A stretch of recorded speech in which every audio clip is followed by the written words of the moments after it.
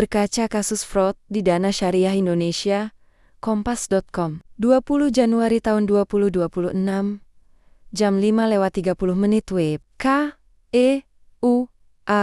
Eni Geng. Syariah sejak awal diposisikan sebagai antitesis dari praktik ekonomi yang rakus, eksploitatif, dan niratika. Keuangan syariah lahir bukan sekadar sebagai sistem keuangan alternatif, tetapi sebagai ikhtiar moral, yaitu suatu jalan tengah antara pencarian keuntungan dan tanggung jawab sosial. Dalam narasi besar itu, keuangan syariah menjanjikan lebih dari sekadar profit, tapi juga keadilan, kejujuran, dan keberkahan. Namun, realitas seringkali berjalan lebih berliku dari idealisme. Beberapa tahun terakhir, publik dikejutkan oleh munculnya kasus-kasus fraud di lembaga keuangan syariah, mulai dari bank syariah, dan terakhir adalah mencuatnya kasus Dana Syariah Indonesia (DSI). Peristiwa ini telah mengguncang kepercayaan publik dan menimbulkan pertanyaan besar. Bagaimana mungkin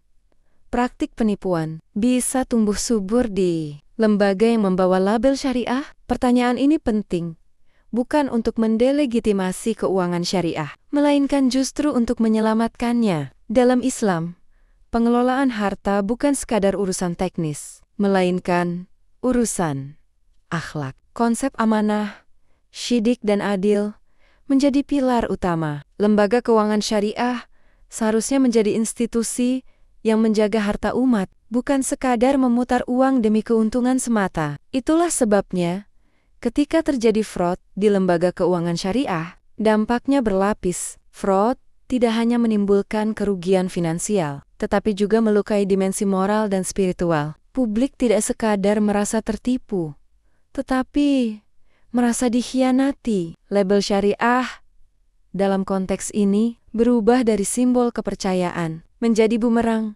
reputasi. Kasus Dana Syariah Indonesia menjadi potret tentang bagaimana nilai-nilai syariah bisa disalahgunakan sebagai alat legitimasi. DSI itu, sebagai perusahaan fintech P2P lending berbasis syariah, tampil dengan narasi investasi halal, proyek produktif, dan imbal hasil yang menjanjikan. Namun seiring waktu, masalah mulai muncul. Pengembalian dana tersendat, imbal hasil macet, dan komunikasi perusahaan semakin tidak transparan. Ketika Otoritas Jasa Keuangan (OJK) melakukan pemeriksaan, terkuaklah sejumlah indikasi pelanggaran serius, mulai dari proyek fiktif,